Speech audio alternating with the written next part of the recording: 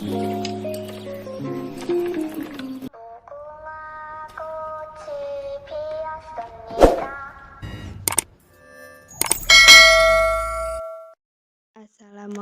warahmatullahi wabarakatuh. Di sini saya akan menjelaskan tentang kerajaan-kerajaan pada masa Hindu-Buddha.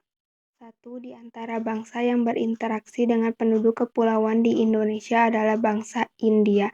Interaksi itu terjalin sejalan dengan meluasnya hubungan perdagangan antara India dan Cina. Hubungan itu yang mendorong pedagang-pedagang India dan Cina datang ke kepulauan di Indonesia. Satu hal yang sangat penting dalam pengaruh Hindu adalah adanya konsepsi mengenai susunan negara yang amat hierarkis dengan pembagian-pembagian dan fraksi-fraksi yang digolongkan ke dalam 4 atau 8 bagian besar yang bersifat sederajat dan tersusun secara simetris. Sebelum kebudayaan India masuk, pemerintahan desa dipimpin oleh seorang kepala suku yang dipilih oleh anggota masyarakat.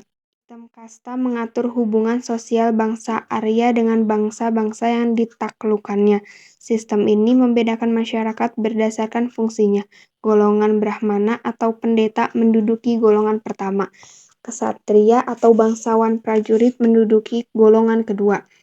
Waisa atau pedagang dan petani menduduki golongan ketiga. Sedangkan Sudra, rakyat biasa, menduduki golongan terendah atau golongan keempat. Sistem kepercayaan dan kasta menjadi dasar terbentuknya kepercayaan terhadap Hinduisme. Golongan seperti ini yang disebut caturwarna. Terdapat beberapa pendapat mengenai proses masuknya Hindu-Buddha atau sering disebut Hindunisasi. Yang pertama, ksatria. Dalam kaitan ini, Rameshchandra Majumdar berpendapat bahwa munculnya kerajaan atau pengaruh Hindu di kepulauan Indonesia disebabkan oleh perantara kaum ksatria atau para prajurit India. Yang kedua, teori Waisa. Teori ini terkait dengan pendapat Nicholas Johannes Krom yang mengatakan bahwa kelompok yang berperan dalam penyebaran Hindu-Buddha di Asia Tenggara, termasuk Indonesia, adalah kaum pedagang. Yang ketiga, teori Brahmana. Teori tersebut sesuai dengan pendapat Chandler bahwa Hindunisasi di kepulauan Indonesia disebabkan oleh peranan kaum Brahmana. Yang keempat, teori yang dinamakan teori arus balik. Teori ini lebih menekankan pada perasaan bangsa Indonesia sendiri dalam proses penyebaran kebudayaan Hindu-Buddha di Indonesia. Artinya, orang-orang di kepulauan Indonesia, terutama para tokohnya, pergi ke India.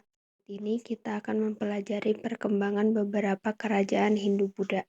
Pertama, kerajaan Kutai. Sumber kerajaan Kutai yang utama adalah prasasti yang disebut Yupa, yaitu berupa batu bertulis. Yupa juga sebagai tugu peringatan dari upacara kurban. Yupa ini dikeluarkan pada masa pemerintahan Raja Mulawarman. Prasasti Yupa ditulis dengan huruf Pallava dan bahasa Sanskerta. Dengan melihat bentuk hurufnya, para ahli berpendapat bahwa Yupa dibuat sekitar abad ke-5 Masehi. Yang kedua, Kerajaan Tarumanegara. Sumber sejarah Tarumanegara yang utama adalah beberapa prasasti yang telah ditemukan. Berkaitan dengan perkembangan Kerajaan Tarumanegara, telah ditemukan 7 buah prasasti. Prasasti-prasasti itu berhuruf Pallava dan berbahasa Sanskerta. 3. Kerajaan Kalingga. Ratu Sima adalah penguasa di Kerajaan Kalingga. Ia digambarkan sebagai seorang pemimpin wanita yang tegas dan taat terhadap peraturan yang berlaku dalam kerajaan itu. Sumber utama mengenai Kerajaan Kalingga adalah berita Cina. Misalnya berita dari dinasti Tiang. Kerajaan Kalingga berkembang kira-kira abad ke-7 sampai ke-9 Masehi. Keempat, Kerajaan Sriwijaya. Sumber sejarah Kerajaan Sriwijaya yang penting adalah prasasti. Prasasti-prasasti itu ditulis dengan huruf Pallava, bahasa yang dipakai Melayu kuno. Yang kelima, Kerajaan Mataram kuno. Untuk mengetahui perkembangan Kerajaan Mataram kuno, dapat digunakan sumber yang berupa prasasti. Ada beberapa prasasti yang berkaitan dengan Kerajaan Mataram kuno, diantaranya Prasasti Canggal, Prasasti Kalasan, Prasasti Kedu, atau Prasasti Balitung. Yang keenam, Kerajaan Kediri. Kehidupan politik pada bagian awal di Kerajaan Kediri ditandai dengan perang saudara antara Samarawijaya yang berkuasa di Panjalu dan Panji Garasakan yang berkuasa di Jenggala. Kerajaan Kediri mempunyai kebudayaan yang menonjol, yaitu perkembangan seni sastra dan pertunjukan wayang. Di Kediri dikenal adanya wayang Panji. Yang ketujuh ada Kerajaan Singhasari. Raja yang memerintah di Singhasari. Yang pertama ada Ken Arok. Setelah berakhirnya Kerajaan Kediri, kemudian berkembang Kerajaan Singhasari. Pusat Kerajaan Singhasari kira-kira terletak di dekat Kota Malang, Jawa Timur. Kerajaan ini didirikan oleh Ken Arok. Ken Arok berhasil tampil sebagai raja, walaupun ia berasal dari kalangan rakyat biasa.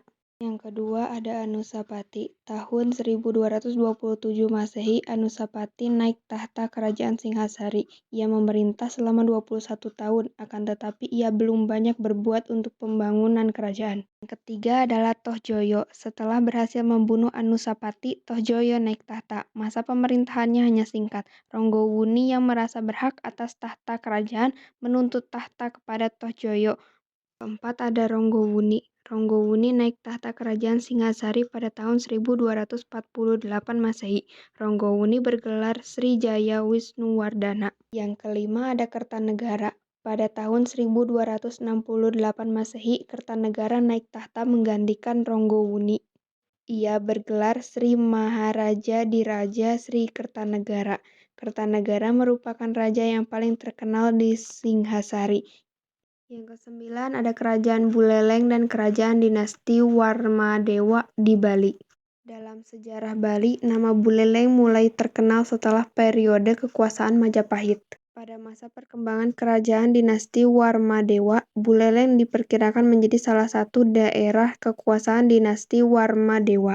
Yang ke-10 ada Kerajaan Tulang Bawang.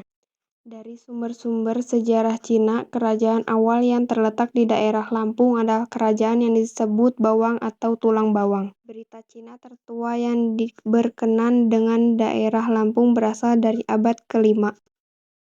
Ke-11 ada Kerajaan Kota Kapur. Dari hasil penelitian arkeologi yang dilakukan di Kota Kapur, Pulau Bangka pada tahun 1994 diperoleh suatu petunjuk tentang kemungkinannya adanya sebuah pusat kekuasaan di daerah itu sejak masa sebelum munculnya Kerajaan Sriwijaya. Sekian dari saya. Wassalamualaikum warahmatullahi wabarakatuh.